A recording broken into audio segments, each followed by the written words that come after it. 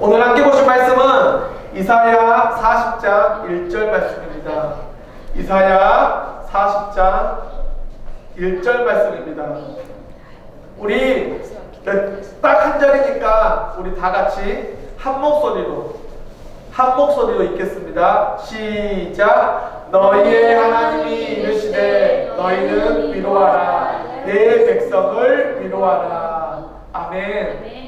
2025년 첫 주입니다.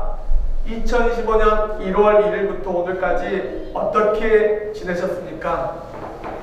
1월 1일이 지나 오늘 이렇게 아름다운 모습으로 다시 만나게 하신 하나님께 감사합니다.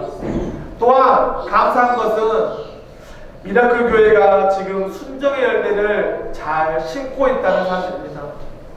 부족한 목사가 아침마다 보내는 공동체 말씀 묵상에 저마다의 방법으로 응답하시고 말씀에 귀 기울여 주시니 너무너무 감사합니다. 조금 서툴지만 어렵지만 이렇게 뿌리는 말씀의 씨들이 시간이 지남에 따라 뿌리를 내리고 반드시 그 말씀의 열매를 맺을 것을 확신합니다. 이렇게 순종과 기쁨으로 출발한 2025년 첫 주 어떤 말씀을 전해야 할까? 어떤 말씀이 우리 성도들에게 꿀송이처럼 달콤한 양식이 될까? 정말 많은 기도와 많은 묵상을 했습니다. 그리고 오늘 이사야 40장 1절 말씀, 너희의 하나님이 이르시되 너희는 위로하라. 내 백성을 위로하라. 이 말씀을 주셨습니다. 우리가 살고 있는 시대는 참 어려움이 많습니다. 그래서 이 세상 살이에 지친 우리들에게는 하나님의 위로가 필요합니다.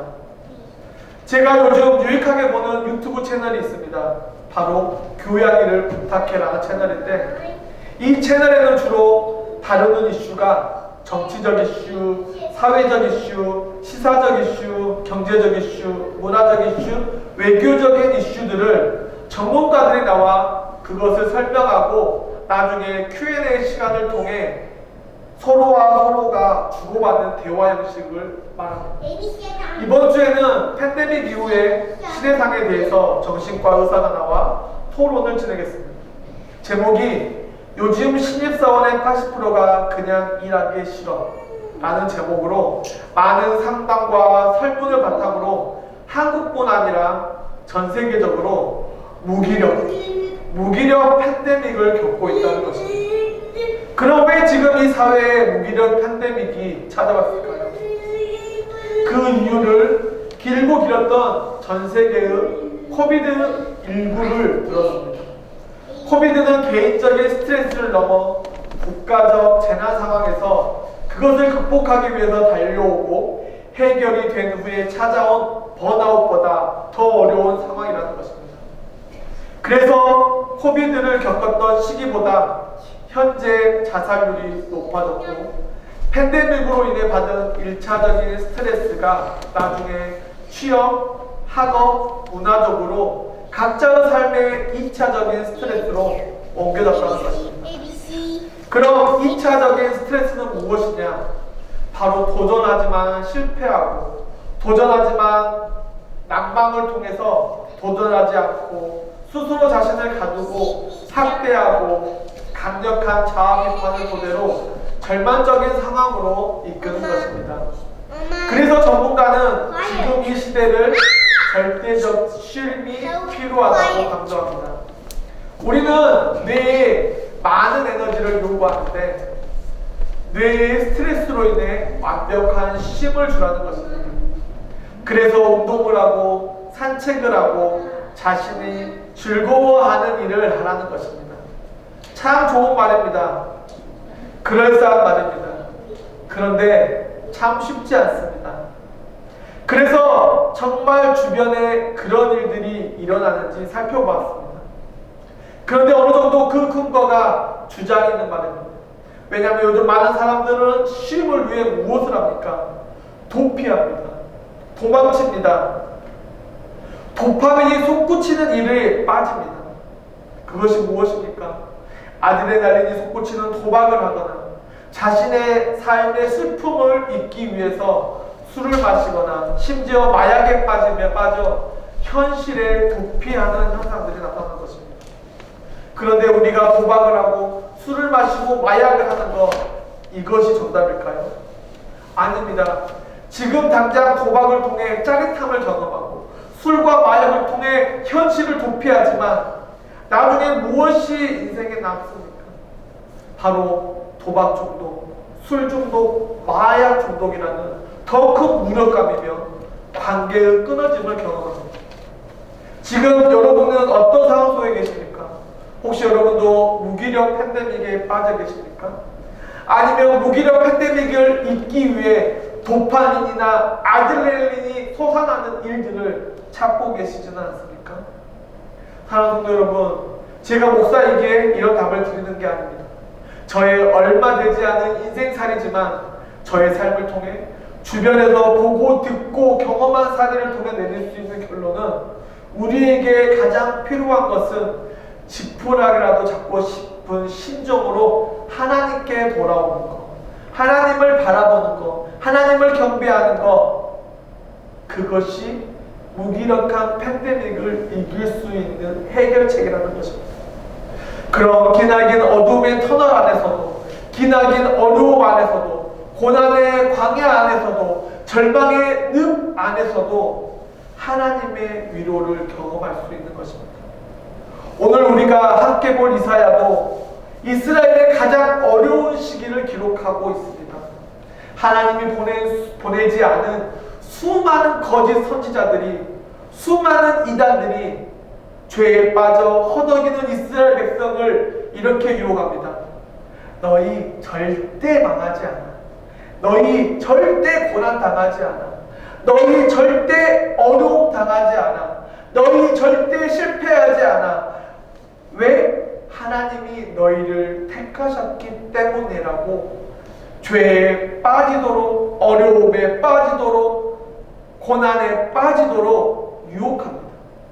그런데 이것은 거짓말입니다. 마치 무엇과 같냐? 우리 몸에 가장 좋지 않은 음식을 먹는 것과 같다는 것입니다. 음식에 좋지 않은 달고 짜고 매운 것이 혼합된 음식을 먹는 것과 같은 그런 유혹을 거짓 선지자들이나 이단들이 이스라엘 시대뿐만 아니라 지금 우리가 살고 있는 시대에도 똑같이 하고 있습니다. 거짓 선지자들이 이스라엘 백성들에게 들려주는 말은 귀에 듣기 좋고 지금 당장은 안심되는 말이며 정말 달콤한 유혹입니다.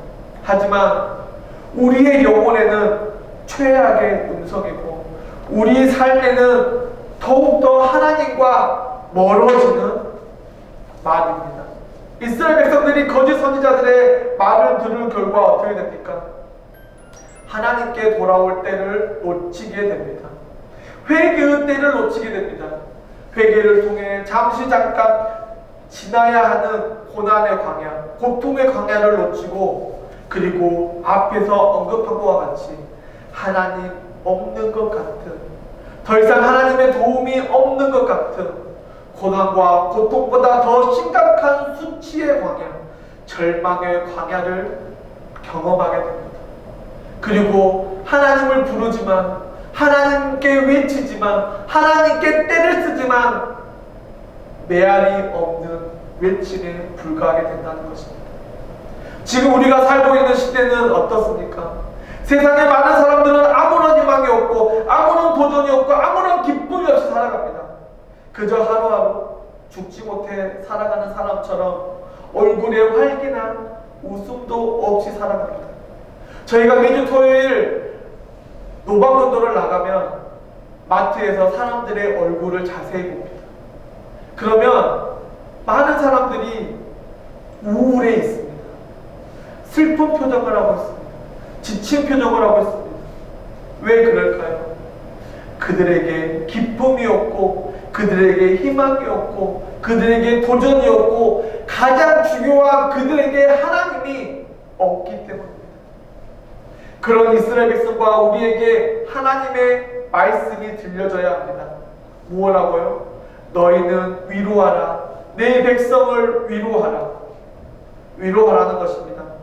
서로가 서로를 위로하라는 것입니다. 무엇으로요? 하나님의 말씀을 통해 위로하라는 것입니다.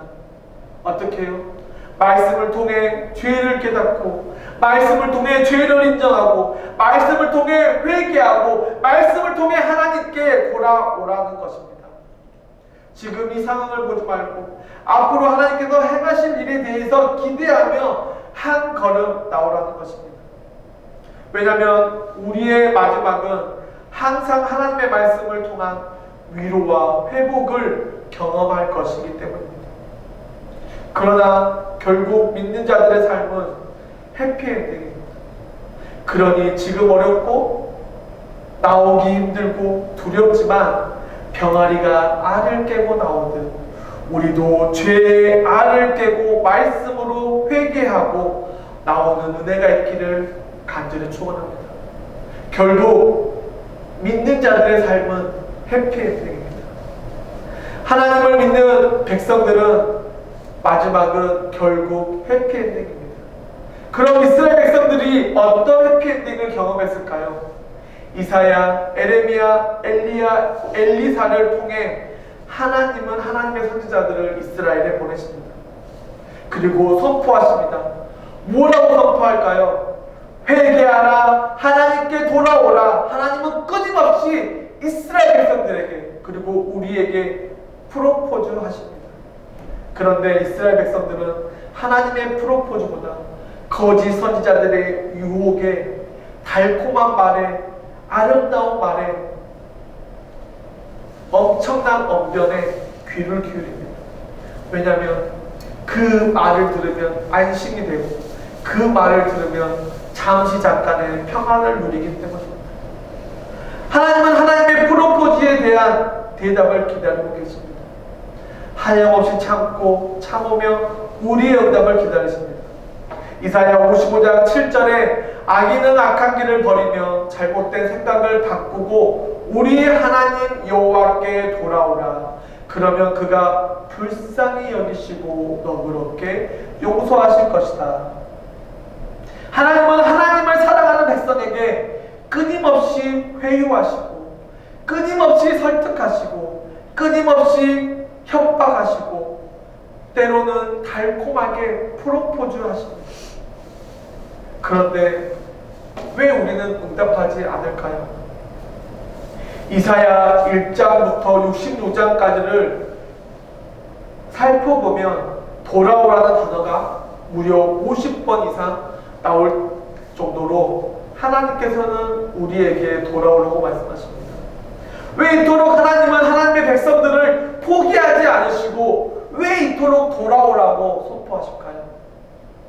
하나님의 백성들이 지금 죄 안에, 하나님의 백성들이 죽을 수밖에 없고 유혹될 수밖에 없는 그 죄 아래 있는 것을 너무 마음 아프게 여기시고 긍휼히 여기시기 때문입니다. 즉 하나님보다 다른 것을 더 사랑하기 때문입니다. 인생 안에 하나님의 백성들이 하나님이 최우선이 아니고 가장 멀리 저 최후순위에 하나님이 있기 때문에 그래서 하나님께서는 우리에게 돌아오라고 선포하시고 돌아온 것은 회개하는 것이고 죄를 인정하는 것이고 그에 합당한 고난과 고통을 받는 것입니다. 그리고 하나님 안에서 회복을 경험하는 것입니다. 그런데 이스라엘 백성들은 지금 당장 받을 고통이 두려워, 고난이 두려워, 무서워, 회개하지 않고 죄를 인정하지 않고 돌아오지 않습니다. 고난, 고통 참 무섭습니다. 그런데 사실 고난과 고통보다 더 무서운 것이 무엇이냐? 세상으로부터 수치를 당하고 세상으로부터 절망의 광야에 드러나는 것입니다. 그런데 지금 이 세상에 살고 있는 하나님을 모르는 백성들은 그것을 모른다는 것입니다. 왜냐하면 지금 거짓 선지자들이 하나님의 말씀이라고 선포하는 말씀이 달달하기 때문입니다. 그런데 기억해야 하는 것은 절망과 수치의 강화보다 고난과 고통의 광야가 더 좋은 것은 그 안에서 하나님의 회복하심이, 하나님의 용서와 회복이 개런티 되어 있기 때문입니다. 그런데 무엇이 두렵습니까? 무엇이 무섭습니까? 도리어 이 시간을 통해 하나님의 위로를 경험하고 하나님의 행복을 경험하고 하나님의 성취를 경험하는 우리 모두가 되기를 간절히 축원합니다. 이것이 광야가 주는 유익입니다. 그렇다고 죄를 지으라는 것은 아닙니다. 왜냐하면 우리가 고난 당할 때의 고통 안에는 고린도전서 10장 13절에 고통 당할 너희가 감당하지 못할 시험 당함을 허락하지 아니하시고 시험 당할 쯤에 또한 피할 길을 내사 너희로 능히 감당하게 하시는구나.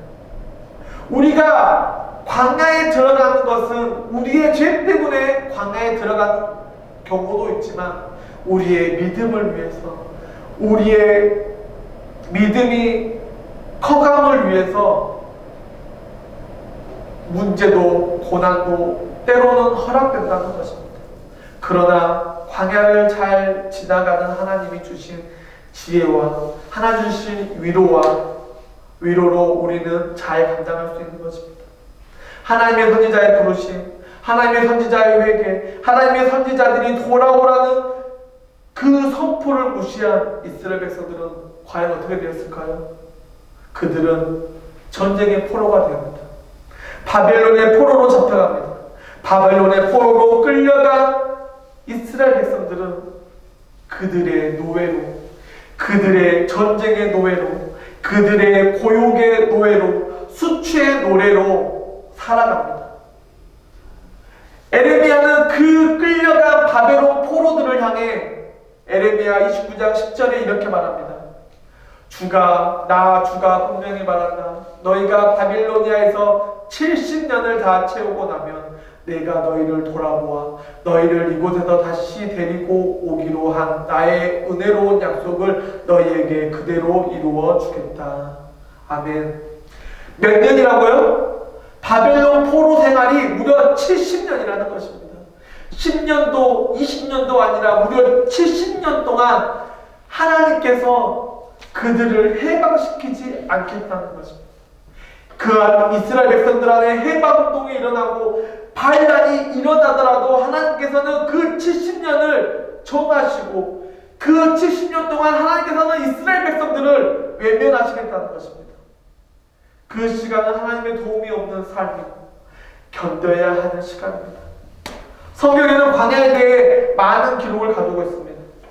요셉은 애굽의 총리가 되기 전에 애굽의 노예와 죄수로 13년을 살았고 이스라엘 백성들을 출애굽시키기 위해서 모세는 광야에서 40년을 살았고 출애굽한 이스라엘 백성들은 가나안 땅에 들어가기 위해 무려 40년이라는 세월을 광야에서 세대 교체가 되었습니다.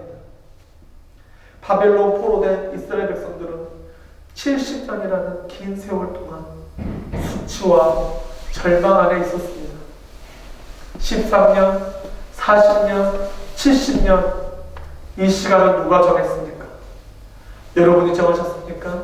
인간이 정했습니까? 아닙니다.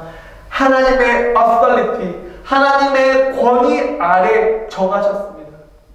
우리는 그 기간만큼 견디고 견뎌야 합니다. 그 시간을 통해 하나님께 돌아오기 위해 발버둥치며 그 시간 동안 하나님께서 하나님의 긍휼하심과 하나님의 은혜와 하나님의 사랑으로 절망에서 희망으로 포기에서 도전으로 죄의 노예에서 하나님의 백성이 되는 그 자유를 누리게 하실 것입니다. 그 시간 안에는 돌아오는 순종하지 않고 자신들의 죄를 인정하지 않으면 그 시간은 더 절망의 시간, 수치의 시간이 될 것입니다. 그러니 하나님께 돌아오라는 그 말씀, 하나님께서 돌아오라는 이 말씀을 앞에 순종하시기 바랍니다. 나는 아니라는 생각은 버리시기 바랍니다. 나는 예외라는 생각은 버리시기 바랍니다. 왜냐하면 우리는 할 일은 그저 순종하는 것이고 그 순종을 통해 용서를, 회복을, 은혜를 기쁨을 누리는 그것이면 되는 것입니다. 그래서 이사야는 오늘 우리에게 무엇이라고 말합니까? 너희는 위로하라. 내 백성을 위로하라. 광야 가운데 살고 있는 하나님의 백성을 위로하라는 것입니다. 왜 위로하라고 말씀하실까요? 의외로 믿는 자들 안에 자신의 생각, 자신의 능력, 자신의 기분, 자신의 지식대로 하나님을 믿는 사람들이 많기 때문입니다. 그래서 현재 자신의 절망 속에 있는데 그것도 모른 채 살아가는 성도들이 너무 많다는 것입니다. 그렇기 때문에 오늘 말씀을 통해 회개를 깨닫고 여러분의 죄를 인정하고 하나님께 돌아오는 그런 역사, 하나님의 위로를 경험하는 그 역사가 있기를 간절히 축원합니다. 위로의 하나님을 통해서 지금 내가 어떤 상황에 놓여 있는지 확인하고 깨닫고 돌아오는 역사가 있기를 간절히 축원합니다. 이사야 1장부터 39장까지는 정말 무서운 하나님을 기록합니다. 경고의 하나님, 심판의 하나님, 징벌하시는 하나님에 대해서 우리에게 보여 기록하고 있습니다. 그런데 놀라운 것은 오늘 읽은 본문 이사야 40장부터 하나님의 위로가 시작됐다는 것입니다.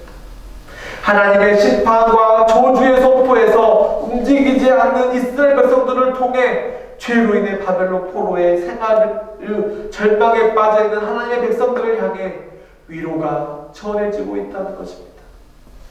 이것이 하나님께서 하나님의 자녀를 양육하는 방법입니다. 여러분은 자녀를 어떻게 양육하십니까? 때로는 격려합니다. 때로는 막다른 눌러내립니다. 때로는 협박하고 때로는 위로합니다. 저의 학창시절 역시 조금 험난했습니다.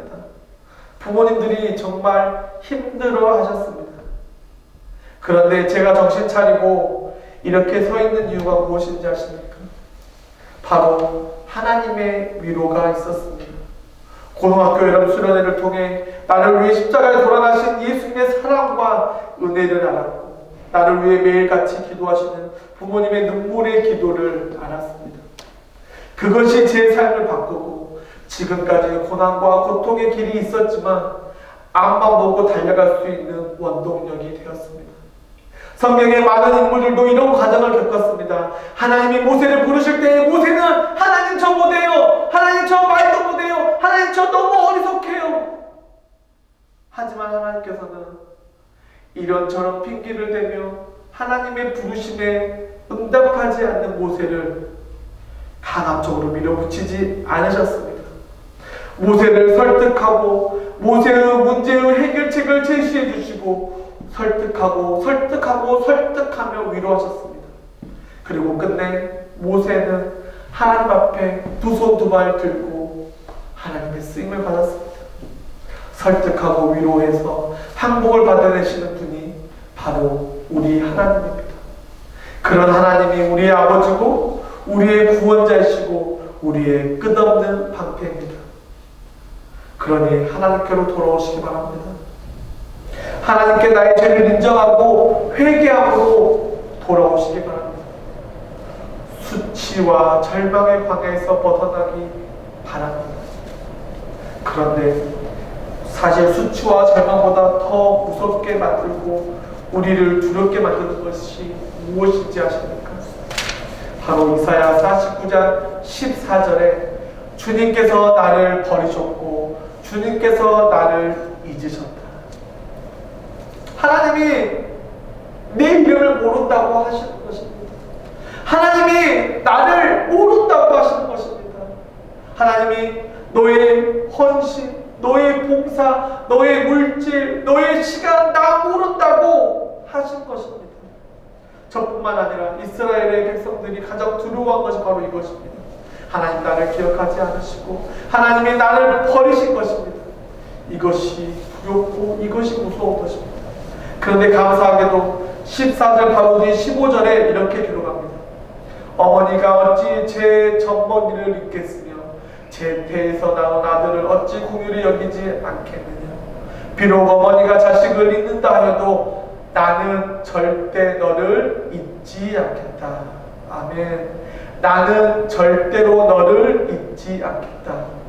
하나님이 절대로 나를 잊지 않겠다는 것입니다. 어머니의 희생을 기억한다는 것입니다. 제가 경험한 어머니의 희생은 정말 대단합니다.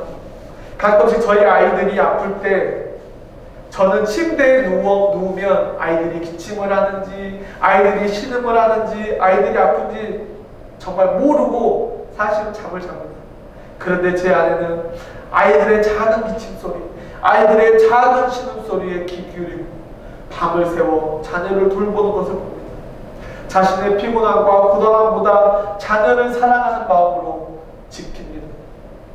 그 지킴보다 더 높고 더 넓고 더 깊은 분이 바로 하나님의 마음이라는 것입니다. 하나님의 마음이 우리 어머니의 마음과 같습니다. 우리 인간에게 가장 두려운 것은 잊혀지는 것입니다. 누군가 나를 잊어버리는 것입니다. 그런데 하나님은 우리를 절대 잊지 않고 기억하겠다고 보증하십니다. 이것이 하나님의 마음입니다. 이것이 하나님의 궁휼하심이며 이것이 하나님이 우리에게 보여주시는 위로입니다. 그것을 믿음으로 바라보는 우리 미라클 교회가 되기를 축원합니다. 아멘. 사랑하는 성도 여러분, 여러분의 삶에 가장 중요한 것이 무엇입니까? 돈, 자녀, 권력, 명예, 학위, 외모, 명품, 무엇이 중요하십니까? 간곡히 바라기는 여러분의 가장 1순위가 가장 먼저가 하나님이 되시기를 축원합니다. 우리 삶 가운데 이해되는 일보다 이해되지 않는 일이 더 많습니다. 우리의 삶의 결과를 알 수 있는 일보다 결과를 알 수 없는 일이 더 많습니다. 모든 것이 이해되지 않고 모든 것이 결과를 알 수 없는 사실 무모한 도전일 수 있습니다. 그러나 우리 인생에 가장 잘한 일이 있다면 지금 이 자리에 있는 것입니다. 하나님을 믿고 예수님을 믿는 것, 이것이 저와 여러분의 인생에 가장 잘한 일이라는 것입니다. 왜냐하면 하나님은 저도 여러분도 잊지 않으시고 언제나 우리에게 어머니와 같은 끊임없는 사랑을 주시고 공급해 주시고 위로해 주시기 때문입니다. 그러니 하나님 앞에 우리의 모든 짐을 내려놓으시기 바랍니다. 하나님께 나의 죄를 인정하시기 바랍니다. 그리고 하나님의 위로를 통해 다시 일어나길 축원합니다. 내려놓는 것, 비우는 것, 이것이 광야에서 탈출할 수 있는 방법입니다. 우리가 하나님 앞에 모든 것을 내려놓았다고 포기했다고 우리의 고통이 끝난 것이 아니라 새롭게 시작할 수 있는 위로를 얻는 시간, 버틸 수 있는 힘을 공급받는 시간, 그리고 위로의 하나님을 통해 하나님의 사랑과 은혜와 기쁨을 채우는 시간, 하나님의 회복까지 버티는 시간입니다. 그 시간을 통해 하나님이 여전히 우리를 붙들고 계시다는 것을 깨닫는 시간, 기억하는 우리 모두가 되기를 바랍니다. 미라클 교회가 2024년 개척하고 이제 2025년이 되었습니다. 한 해가 지나고 이제 9개월이 되었습니다. 2024년 마지막 예배를 준비하면서 또 성구영신 예배를 준비하고 2025년 첫 예배를 준비하면서 정말 제 머릿속에 많은 기억들 그리고 이곳을 스쳐갔던 많은 분들을 기억했고 또 참 많이 울었습니다. 시작할 때의 첫 마음은 어디로 가고 때로는 포기하고 싶었고 때로는 불만을 쏟아냈고 때로는 갈팡질팡했고 때로는 놓아버리고 싶은 순간도 있었습니다. 그런데 지금 이 자리를 지키고 있고 앞으로도 이 자리를 지킬 것은 하나님이 정하신 때가 있다는 것을 오늘 말씀을 통해 깨달았기 때문입니다. 이스라엘을 다시 회복하기 위해 40년의 광야 생활, 회개하지 않고 죄를 인정하지 않은 이스라엘 백성들을 회복하기 위해 70년의 바벨론 포로 생활, 요셉을 통해 기근과 가뭄을 견디기 위해 이스라엘 백성들을 위해 준비하신 13년의 시간이 들었습니다. 사실 미라클 교회가 어떻게 될지 저도 아마 여러분도 모르실 것입니다. 사실 지금까지 이렇게 지난 것도 인간적으로 생각하면 사실 전혀 이해가 되지 않습니다. 하지만 확실한 것은 올해 2025년 우리가 공동체 성경 말씀 묵상을 통해 작은 것에 순종하였기 때문에 그 순종을 통해 버티는 것이고 그 순종을 통해 채우는 시간이 있을 수 있다는 것입니다. 그래서 2015년 1월 1일부터 공동체 성경 묵상을 시작한 것입니다. 앞에서 언급했듯이 목사의 말에 순종해 주셔서 감사합니다.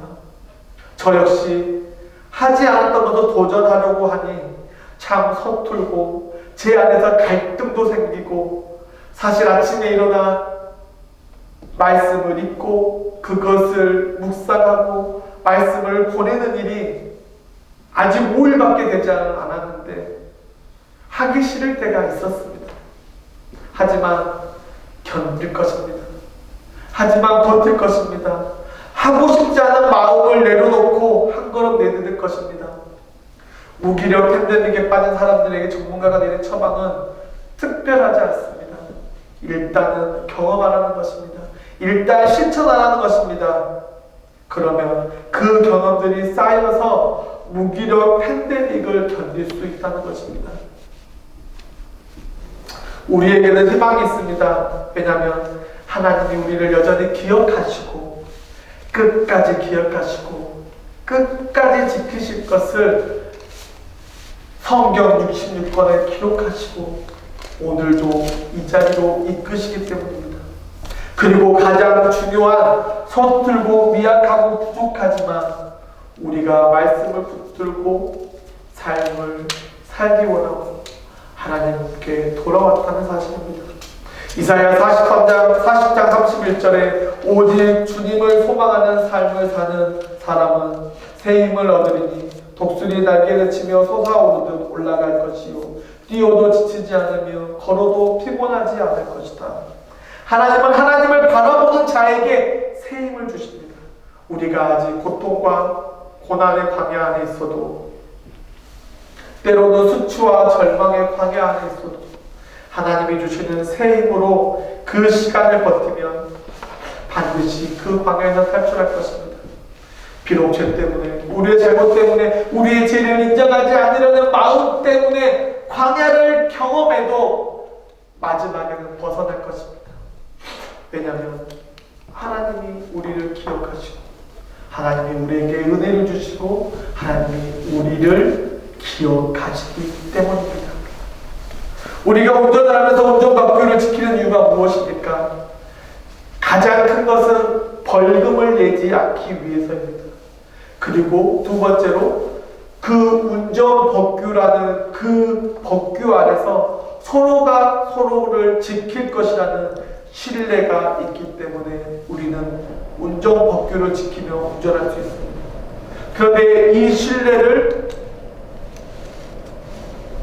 지키는 가장 강력한 방법은 벌금입니다. 강력한 법 앞에 세워진 신뢰입니다. 하지만 우리가 믿는 하나님의 위로와 회복은 무서운 벌금이나 형벌이 아닌 하나님의 끝없는 프로포즈, 하나님의 끝없는 설득이라는 사실을 오늘도 깨닫고 하나님 안에서 하나님을 믿고 그 안에서 위로와 회복을 얻는 우리 모두가 되기를 간절히 축원합니다. 축원합니다. 기도하겠습니다. 언제나 우리를 설득함으로 위로와